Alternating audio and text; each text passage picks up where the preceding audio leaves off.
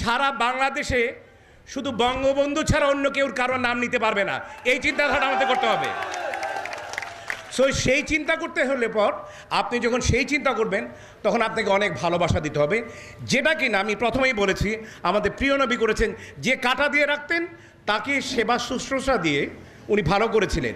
It means আমি যেটা বলতে চাই, আমাদের অনেক শত্রুমিত্র থাকবে, কিন্তু দেখতে হবে যে তারা স্বাধীনতা বিরোধী কিনা।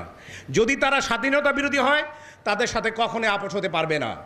যদি স্বাধীনতা বিরোধী না হয়, যদি আমরা বঙ্গবন্ধুতে বিশ্বাসী না হয়, তাদেরকে যদি বলে কয়ে আমরা বঙ্গবন্ধুতে বিশ্বাসী বানাতে পারি, আমার মনে হয় এক বছরে যদি 10 জনকে বিশ্বাসী বানাতে পারি, আমরা মনে করি, আমি ব্যক্তিগতভাবে মনে করি বঙ্গবন্ধু সাংস্কৃতিক গোষ্ঠীর সেন্ট্রালের প্রেসিডেন্ট হিসাবে আমি ব্যক্তিগতভাবে আমি মনে করব যে ওইটাই আমার জয়, যে আমি 10টি লোককে অন্তপক্ষে বঙ্গবন্ধুর ব্যাপারে কোনো দ্বিমত পোষণ করতে পারছে না। বিকজ আপনি বিশ্বাস করেন, এখনও কিন্তু অনেক সময় দেখা যায় যে বঙ্গবন্ধুর ব্যাপারে আওয়ামী লীগ ক্ষমতায়, আপনারা ক্ষমতায়, আমরা ক্ষমতায়, তারপরেও দেখা যাবে যে অনেক সময় অন্য গ্রুপের লোকজন আরেকজনকে নিয়ে বড় কথা বলছে। বঙ্গবন্ধুর ব্যাপারেও দু এক সময় কটু কথা বলতে তারা ছেড়ে দেয় না। আমার কথা হচ্ছে, আমরা সেই জনদের ভালোবাসা দিয়ে, আদর দিয়ে বা যে কোনোভাবেই হোক তাদেরকে একটি জিনিসের মধ্যে, একটি জিনিসে স্ট্যান্ড করাতে হবে। তোমরা যে কোনো ব্যাপারে কথা বলো, বাট যখন বঙ্গবন্ধুর ব্যাপারে কথা বলবে সেই ব্যাপারে কোনো রকম মতবিরোধ থাকতে পারবে না। কীরকম, আমি ছোট্ট একটি উদাহরণ দিই, আমি একটি উদাহরণ দিই।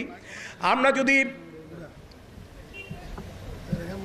আমাদের পাশের রাষ্ট্র ভারতের দিকে তাকাই, আপনি যখন অনেকগুলো লিডারের কথা যখন আমরা বলি, সেই ইন্দিরা গান্ধী থেকে শুরু করে, রাজীব গান্ধী থেকে শুরু করে, আদবানি থেকে শুরু করে, এখন যিনি আছেন ওনার থেকে শুরু করে, কিন্তু একজনের কথা যখন আমরা বলি, মহাত্মা গান্ধীর কথা যখন বলি, তখন কিন্তু কারো ব্যাপারে কেউ কোনো কথা থাকে না।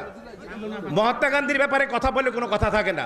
ঠিক সেই রকম আমাদের বঙ্গবন্ধুর ব্যাপারে কোনো কথা হলে পর যাতে কেউ কোনো ধরনের কোনো কথা বলতে না পারে, এইটুকু আমাদের প্রত্যাশা থাকবে। সেই ধরনের ভাবে আমার মনে হয় এগিয়ে যাওয়া উচিত। এবং আমি আবারও বলবো যে আমি যে আজকে যেখানে এসেছি, আমার 3টি জায়গা, শ্রেষ্ঠতম জায়গার 3টির একটিতে আমি উপস্থিত হতে পেরেছি এবং আপনাদের মাঝে দাঁড়াতে পেরেছি। আপনাদের ভালোবাসা এবং আপনারা যে সম্মান আমাকে দিয়েছেন আমার সারা জীবন মনে থাকবে। আপনারা ভালো থাকবেন, সুস্থ থাকবেন। জয় বাংলা, জয় বঙ্গবন্ধু, দীর্ঘজীবী হন আমাদের মাননীয় প্রধানমন্ত্রী।